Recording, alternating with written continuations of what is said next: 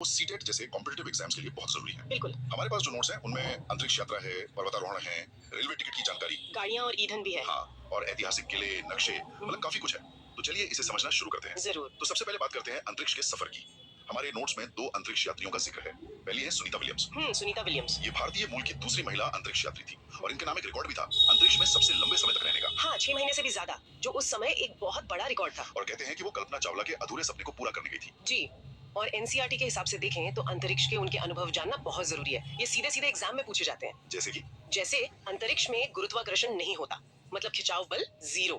तो इसका मतलब है कि वहाँ एक जगह टिक कर नहीं बैठ सकते? बिल्कुल नहीं, हर समय तैरते रहते हैं। एक जगह से दूसरी जगह भी तैर कर ही जाना होता है। अच्छा, और पानी का क्या?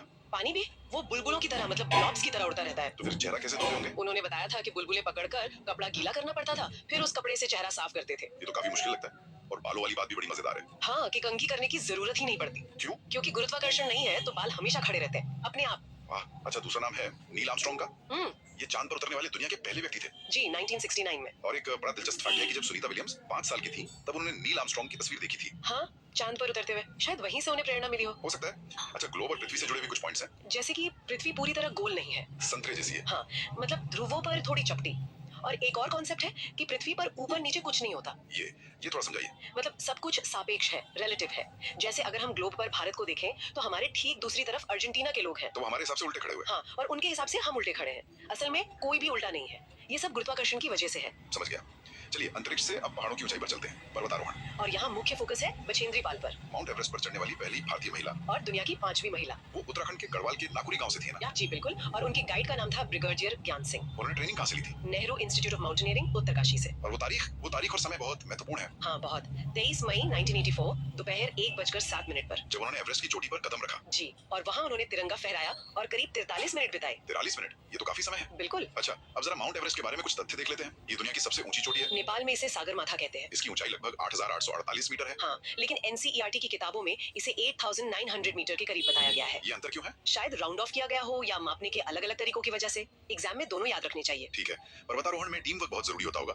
ग्रुप लीडर की क्या जिम्मेदारियां होती हैं? बहुत सारी, जैसे दूसरों का सामान उठाने में मदद करना। जो थक गए हैं उनका? हाँ, और ग्रुप के आगे बढ़ने पर ही खुद आगे बढ़ना, मतलब हमेशा पीछे रहना ताकि कोई छूट ना जाए। अच्छा। और जो चल ना पाए उसे सहारा देना, बीमार साथी का ध्यान रखना, ये सब लीडर के काम है। और इसके लिए कुछ खास उपकरण भी लगते होंगे? हाँ बिल्कुल, जैसे स्लिंग, पिटॉन, हंटर शूज। और स्लीपिंग बैग? जी, स्लीपिंग बैग जिसमें गर्मी के लिए पंख भरे होते हैं। और ठंड से बचने और ताकत के लिए?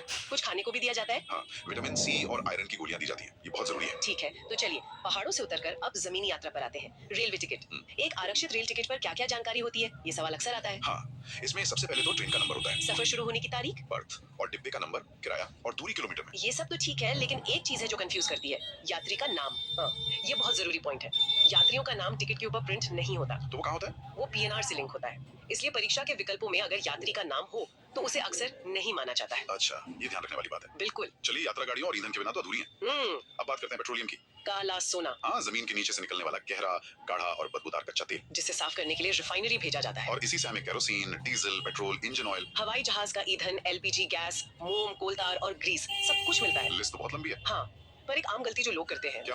वो कोयले को पेट्रोलियम का हिस्सा मान लेते हैं। तो कोयला पेट्रोलियम से नहीं बनता? नहीं, बिल्कुल नहीं। कोयला एक अलग खनिज है। दोनों जीवाश्म ईंधन है, पर बनते अलग अलग चीजों से हैं। ठीक है। और ईंधन है तो प्रदूषण भी है। बिल्कुल। गाड़ियों की धुएं से खांसी और फेफड़ों की बीमारी होती है। और हॉर्न के शोर से बहरापन हो सकता है, मानसिक तनाव भी होता है। इसीलिए अब सीएनजी पर जोर दिया जा रहा है। जी, सीएनजी यानी कंप्रेस्ड नेचुरल गैस। ये एक साफ ईंधन है, इससे धुआं बहुत कम होता है। समझ गया। अच्छा, अब चलते हैं एक ऐतिहासिक सफर पर, गोलकोंडा किला, हैदराबाद, तेलंगाना में। यहाँ 1518 से 1687 तक कुतुब शाही सुल्तानों ने राज किया था। और इस किले की बनावट और सुरक्षा व्यवस्था मतलब कमाल की थी। किले की बाहरी दीवार में 87 बुर्ज हैं। ये बुर्ज क्या होता है? बुर्ज मतलब बेस्टियंस। ये दीवार से भी ऊंचे बनाए गए थे। क्यों? ताकि दूर तक निगरानी रखी जा सके, दुश्मन को दूर से ही देखा जा सके। और किले में कांसे की बड़ी तोपें भी थी। हाँ, कहते हैं कि औरंगजेब अपनी पूरी फौज के साथ आया था, लेकिन 8 महीने तक किले को जीत नहीं पाया। जी नहीं जीत पाया। वजह थी किले की मजबूत दीवारें और उसके चारों तरफ की गहरी खाई। और किले की छत पर पानी पहुंचाने का भी कोई खास इंतजाम था?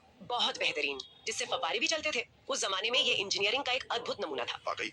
अच्छा, अब हमारे आज के आखिरी टॉपिक पर आते हैं, नक्शे और दिशाएं। मैपिंग। भारत के तटीय राज्यों के बारे में जानना बहुत जरूरी है। बिल्कुल।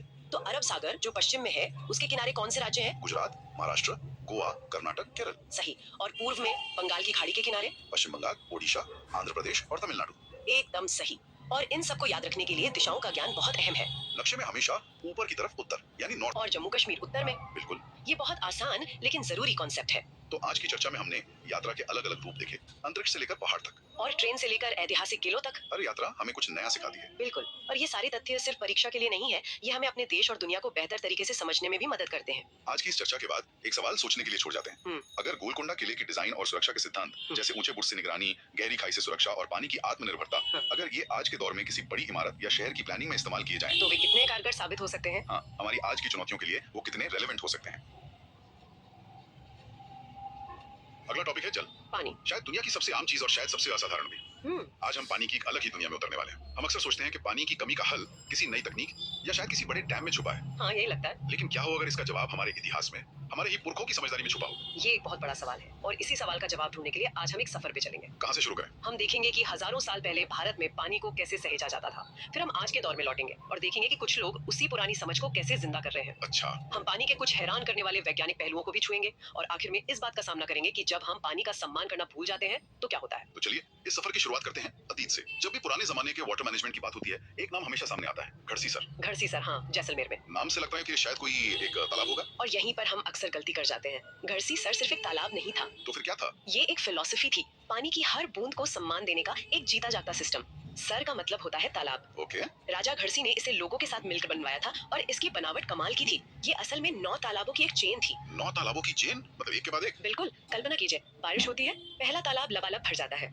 अब पानी बर्बाद नहीं होगा, वो अपने आप एक ढलान के जरिए बहकर दूसरे तालाब में चला जाएगा। अच्छा। जब दूसरा भर गया तो तीसरे में, फिर चौथे में, और ऐसे करते करते 9 के 9 तालाब भर जाते थे। ये तो कमाल है, मतलब मीलों तक फैला बारिश का पानी एक जगह इकट्ठा हो जाता था। हाँ, ये उस दौर की इंजीनियरिंग का एक शानदार नमूना है, जो दिखाता है कि वो लोग सिर्फ पानी इकट्ठा नहीं कर रहे थे, वो पूरे लैंडस्केप को एक वाटर हार्वेस्टिंग मशीन की तरह इस्तेमाल कर रहे थे। लेकिन हमें कैसे पता कि ये सब इतना ही शानदार था जैसा हम बता रहे हैं? मतलब ये सिर्फ हमारी अपनी तारीफ तो नहीं? क्या किसी बाहरी न्यूट्रल ऑब्जर्वर ने भी इन चीजों को देखा सराहा? बहुत अच्छा सवाल है, और इसका जवाब है हाँ। कौन? आज से करीब 1000 साल पहले उज्बेकिस्तान से एक यात्री भारत आया था, जिसका नाम था अल बरूनी। वो एक स्कॉलर था, एक वैज्ञानिक था, और उसने जो देखा उसे बिना किसी लाग लपेट के लिखा। और वो हैरान रह गया था? बिल्कुल, वो यहाँ के तालाब बनाने की कला देखकर हैरान रह गया था। उसने क्या लिखा था, कुछ याद है? उसने लिखा, यहाँ के लोग तालाब बनाने में माहिर हैं। वे बड़े बड़े पत्थरों को लोहे की कुंडों और सरियों से जोड़कर तालाब के चारों तरफ चबूतरे बनाते हैं। मतलब उसने पूरी बनावट का जिक्र किया? हाँ, सीढ़ियों का, चबूतरों का, हर चीज का। सोचिए, एक बाहरी व्यक्ति जो दुनिया घूमकर आया है, वो यहाँ की सिविल इंजीनियरिंग की तारीफ कर रहा है। सही बात है। इसीलिए 1973 में भारत सरकार ने अल बरूनी के जन्म के 1000 साल पूरे होने पर एक डाक टिकट भी जारी किया था, उनके इस योगदान को सम्मान देने के लिए।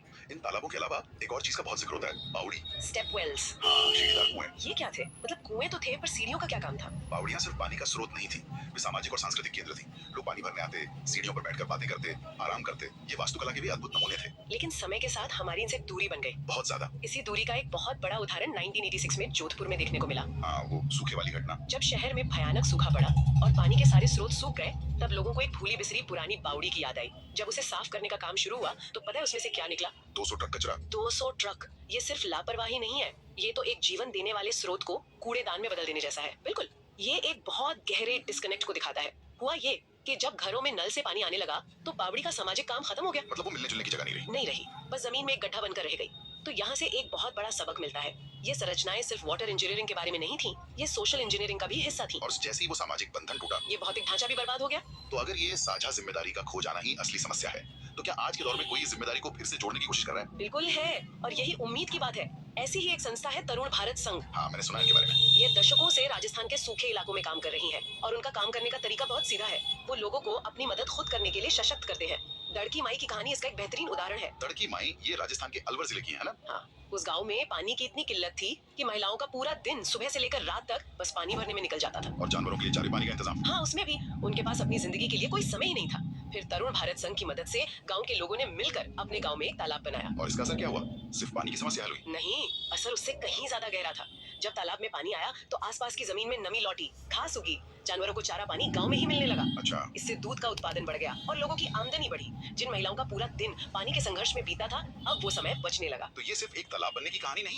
हाँ, टांका एक शानदार सिस्टम है। ये हर घर का अपना निजी घड़सीसर जैसा है। मतलब घर के अंदर ही वाटर हार्वेस्टिंग? बिल्कुल, लोग अपने घर के आंगन में एक पक्का गड्ढा या टैंक बनाते हैं। घर की छतों को इस तरह ढलान दी जाती है कि बारिश का सारा पानी एक पाइप के जरिए सीधा उस टांके में जमा हो जाए। और पाइप के मुंह पर एक जाली भी लगी होती है ताकि कचरा अंदर ना जाए। बिल्कुल, इस पानी को ढककर रखा जाता है और इसे पीने के काम में लिया जाता है। इसे पलर पानी कहते हैं और इसे बारिश के पानी का सबसे शुद्ध रूप माना जाता है। कमाल है। और इस आत्मनिर्भरता और जिम्मेदारी की सीख सिर्फ बड़ों तक सीमित नहीं है। कर्नाटक के ओलगुंडी गांव में बच्चों ने जो किया, वो तो और भी कमाल है। भीम संघ, यह उस गांव के बच्चों की पंचायत का नाम है। बच्चों की पंचायत? हाँ, उनके गांव में एक पानी की टंकी थी जो बहुत गंदी हो चुकी थी और पानी की समस्या बढ़ती जा रही थी। बड़ों ने ध्यान नहीं दिया तो इन बच्चों ने जिम्मेदारी उठाई। क्या किया उन्होंने? उन्होंने खुद मिलकर उस टंकी को साफ किया और गांव के पानी की समस्या को सुलझाने में एक बड़ी भूमिका निभाई। ये जबरदस्त है। ये सिर्फ टंकी साफ करना नहीं है, नहीं, ये जमीनी स्तर पर लोकतंत्र, जिम्मेदारी और नागरिक होने की पहली सीख है। ये दिखाता है कि बदलाव के लिए उम्र नहीं, इरादे की जरूरत होती है। ऐसा लगता है पर ऐसा है नहीं। तो ये कैसे मुमकिन है? ये मुमकिन है और इसके पीछे का विज्ञान बहुत सरल है। वैसे तो सभी सागरों का पानी नमकीन होता है, पर मृत सागर दुनिया का सबसे नमकीन सागर है। कितना नमकीन? इसके 1 लीटर पानी में करीब 300 ग्राम नमक घुला होता है। 1 लीटर में 300 ग्राम? हाँ, ये इतना खारा है कि इसे चखना भी मुश्किल है और इसी नमक की वजह से लोग तैरते हैं। मतलब अब घनत्व की वजह से? जी हाँ, यहाँ घनत्व यानी डेंसिटी का सिद्धांत काम करता है। नमक की वजह से पानी का घनत्व इतना ज्यादा हो जाता है कि इंसान का शरीर उसके मुकाबले हल्का हो जाता है और बस ऊपर तैरता रहता है। पानी और नमक, इस जोड़ी ने तो भारत के इतिहास को भी बदल कर रख दिया था। मैं 1930 की दांडी यात्रा की बात कर रहा हूँ। बिल्कुल, 1930 में अंग्रेजों ने एक कानून बना दिया था कि आम लोग खुद नमक नहीं बना सकते और उस पर भारी टैक्स भी लगा दिया था। हाँ, इस पर गांधी जी का तर्क बहुत सीधा और शक्तिशाली था। उन्होंने कहा जो चीज हमें कुदरत ने दी है उस पर बंदिश कैसी। नमक जो हमें समुद्र से मिलता है, उस पे कोई सरकार अपना एकाधिकार कैसे कर सकती है? इसी अन्याय के खिलाफ गांधी जी ने अहमदाबाद से दांडी के समुद्र तट तक पैदल यात्रा की और वहाँ खुद समुद्र के पानी से नमक बनाकर उस कानून को तोड़ा। ये सिर्फ एक कानून तोड़ने की घटना नहीं थी। नहीं, बिल्कुल नहीं। ये एक प्राकृतिक संसाधन पर आम आदमी के अधिकार की लड़ाई थी। ये इस बात का प्रतीक था कि पानी और नमक जैसी जीवन के लिए जरूरी चीजों पर कानून बना दिया था कि आम लोग खुद नमक नहीं बना सकते और उस पर भारी टैक्स भी लगा दिया था। हाँ, इस पर गांधी जी का तर्क बहुत सीधा और शक्तिशाली था। उन्होंने कहा जो चीज हमें कुदरत ने दी है उस पर बंदिश कैसी। नमक जो हमें समुद्र से मिलता है, उस पे कोई सरकार अपना एकाधिकार कैसे कर सकती है? इसी अन्याय के खिलाफ गांधी जी ने अहमदाबाद से दांडी के समुद्र तट तक पैदल यात्रा की और वहाँ खुद समुद्र के पानी से नमक बनाकर उस कानून को तोड़ा। ये सिर्फ एक कानून तोड़ने की घटना नहीं थी। नहीं, बिल्कुल नहीं। ये एक प्राकृतिक संसाधन पर आम आदमी के अधिकार की लड़ाई थी। ये इस बात का प्रतीक था कि पानी और नमक जैसी जीवन के लिए जरूरी चीजों पर किसी सत्ता का नहीं बल्कि मानवता का हक होना चाहिए। कमाल है। हम नमक के बारे में सोचते हैं कि ये खाने में डालने वाली एक मामूली सी चीज है, लेकिन उस एक पल में एक मुट्ठी नमक आजादी का सबसे बड़ा प्रतीक बन गया था। एक मुट्ठी नमक ने एक साम्राज्य की नींव हिला दी। और पानी का यही गुण हमें रोजमर्रा की जिंदगी में भी दिखते हैं, अगर हम ध्यान दें। बिल्कुल, जैसे नींबू सादे पानी में डूब जाता है, लेकिन अगर उसी पानी में ढेर सारा नमक घोल दें तो वही नींबू तैरने लगता है। अच्छा हाँ, ये सोचिए, लोहे की एक छोटी सी कील पानी में तुरंत डूब जाती है, लेकिन लोहे से बना हजारों टन का जहाज तैरता रहता है। यहाँ आर्किमिडीज का सिद्धांत काम करता है। ये जहाज अपने वजन के बराबर पानी हटाता है और वही हटाव पानी उसे ऊपर उठाए रखता है। बिल्कुल, और पानी का एक और गुण है, कुछ चीजों को अपने अंदर घोल लेना और कुछ को बिल्कुल नहीं। जैसे चीनी और नमक घुल जाते हैं। हाँ, और रेत नीचे बैठ जाती है, लेकिन तेल कभी नहीं घुलता, वो हमेशा ऊपर एक परत बना लेता है। इसीलिए समुद्र में तेल का रिसाव इतनी बड़ी तबाही होता है। सही कहा। और एक आखिरी गुण वाष्पीकरण यानी इवेपोरेशन। पानी का भाप बन के उड़ जाना। हाँ, जैसे हम गीले कपड़े धूप में सुखाते हैं। हाँ, और ये वाष्पीकरण का सिद्धांत ही उन टाँकों के लिए एक चुनौती भी है जिनकी हमने बात की थी। राजस्थान की गर्मी में अगर टाँके को खुला छोड़ दिया जाए तो बहुत सारा पानी भाप बन के उड़ जाएगा। इसीलिए उसे हमेशा ढक कर रखना इतना जरूरी है। बिल्कुल, तो पानी के ये गुण सिर्फ विज्ञान की किताबों में नहीं है, ये हमारी जिंदगी के हर हिस्से से जुड़े हैं। हमने देखा कि पानी का प्रबंधन कैसे किया जा सकता है, इसके गुण कितने चमत्कारी हैं और ये इतिहास कैसे बना सकता है। लेकिन ये सब तब तक है जब तक पानी साफ है। जब हम उस पानी को गंदा कर देते हैं तो यही जीवन देने वाला पानी जीवन लेने वाला बन जाता है। और ये हमारी कहानी का सबसे स्याह और गंभीर पहलू है। एक नदी की कल्पना कीजिए जो पहाड़ों से निकलती है, उसका पानी क्रिस्टल क्लियर है, पारदर्शी। आप उसके तल के पत्थर तक देख सकते हैं। हाँ, लेकिन जैसे जैसे वो नदी मैदानों से, गांवों से और फिर शहरों से गुजरती है, उसका रंग बदलने लगता है। पानी मटमैला, गंदा, झाग वाला हो जाता है, उसमें से बदबू आने लगती है। क्यों? क्योंकि हम उसमें सब कुछ डाल देते हैं। फैक्ट्रियों का केमिकल वाला कचरा, घरों की नालियों का गंदा पानी, पूजा का सामान, मरे हुए जानवर, सब कुछ। हम नदी को नदी नहीं, एक बहता हुआ कूड़ेदान समझ लेते हैं और वो साफ पानी जहर बन जाता है। और जहरीले पानी को पीने के नतीजे बहुत भयानक होते हैं। हाँ, गंदा पानी पीने से होने वाली मुख्य बीमारियां हैं हैजा यानी कॉलेरा, डायरिया यानी दस्त और पीलिया जॉन्डिस। और इनमें से डायरिया बहुत खतरनाक हो सकता है ना, खासकर बच्चों के लिए। बहुत ज्यादा, क्योंकि इसमें शरीर का सारा पानी और नमक निकल जाता है। इसीलिए जैसे ही दस्त लगे तुरंत ओआरएस का घोल पीना शुरू कर देना चाहिए। और अगर ओआरएस ना हो तो घर पर ही 1 गिलास पानी में 1 चम्मच चीनी और 1 चुटकी नमक मिलाकर घोल बना लेना चाहिए। ये एक जान बचाने वाला नुस्खा है। और जहाँ तक पानी को साफ करने की बात है, तो आज हमारे पास महंगे महंगे वाटर प्यूरिफायर्स हैं, लेकिन सबसे भरोसेमंद और आसान तरीका क्या है? सबसे अच्छा, सबसे सस्ता और सबसे असरदार तरीका आज भी वही है जो हमारी दादियां नानियां करती थी, पानी को उबालना। बॉइलिंग। हाँ, पानी को अच्छी तरह उबालने से उसके अंदर के ज्यादातर हानिकारक कीटाणु मर जाते हैं और वो पीने के लिए सुरक्षित हो जाता है। तो आज का ये सफर हमें बहुत सी जगहों पर ले गया। हमने गढ़सीसर और बावड़ियों की प्राचीन बुद्धिमत्ता को देखा, जहाँ पानी की हर बूंद की कीमत थी। फिर हमने तरुण भारत संघ और भीम संघ के रूप में आज के समुदायों की ताकत को समझा, जो उस पुरानी विरासत को जिंदा कर रहे हैं। हमने मृत सागर और दांडी यात्रा के बहाने पानी के हैरान करने वाले विज्ञान और उसकी ऐतिहासिक ताकत को जाना। और आखिर में हमने जल प्रदूषण की उस कड़वी सच्चाई का सामना किया जो हमारी लापरवाही का नतीजा है। आज की इस पूरी बातचीत के बाद मैं बस एक ही चीज सोच रहा हूँ। एक तरफ हमारे पास गढ़सीसर और टांका जैसी हजारों साल पुरानी टिकाऊ तकनीकें हैं जो प्रकृति के साथ मिलकर काम करती थी। हाँ, और दूसरी तरफ आज के आधुनिक शहर हैं जहाँ ऊंची ऊंची इमारतों में रहने वाले लोग पानी के टैंकरों और बोतलबंद पानी पर निर्भर हैं। तो सोचने वाली बात ये है कि क्या हम पानी की कमी का समाधान गलत जगह ढूंढ रहे हैं? क्या हम किसी नई जटिल तकनीक का इंतजार कर रहे हैं, जबकि सबसे असरदार और टिकाऊ समाधान शायद हजारों सालों से हमारी आंखों के सामने है, बस हमारे दोबारा खोजे जाने का इंतजार कर रहे हैं। अगला टॉपिक है हम चीजें कैसे बनाते हैं।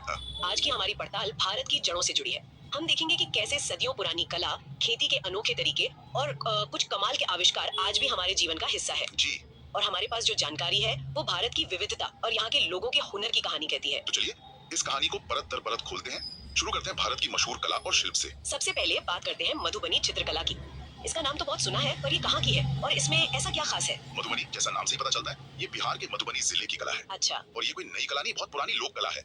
इसकी सबसे खूबसूरत बात यह है कि ये कला म्यूजियम या गैलरी के लिए नहीं बनी थी। तो फिर मतलब कहाँ बनाई जाती थी? ये त्योहारों और खुशी के मौकों पर एक तरह से घर की दीवारों और आंगन को सजाने के लिए बनाई जाती थी। उत्सव का हिस्सा थी ये। और ये बनती कैसे है? मैंने सुना है इसके रंग बहुत खास होते हैं। बिल्कुल, यही तो इसकी जान है। इसमें कोई भी केमिकल वाले रंग इस्तेमाल नहीं होते, सब कुछ प्रकृति से लिया जाता है। सब कुछ? हाँ, पिसे हुए चावल के घोल से इसका बेस बनता है और फिर उसमें रंग मिलाए जाते हैं, जैसे नीला रंग नील से, पीला हल्दी से और बाकी रंग अलग अलग फूलों और पेड़ों से। कमाल है, मतलब पूरी तरह से ऑर्गेनिक आर्ट। और इन पेंटिंग्स में दिखाया क्या जाता है, क्या विषय होता है इनका? इनमें ज्यादातर प्रकृति और जीवन का जश्न होता है। आपको इंसान, जानवर, पेड़, फूल, पक्षी, मछलियाँ, ये सब देखने को मिलेगा। हर पेंटिंग आप कह सकते हैं कहानी कहती है। वाह, कला का प्रकृति से इतना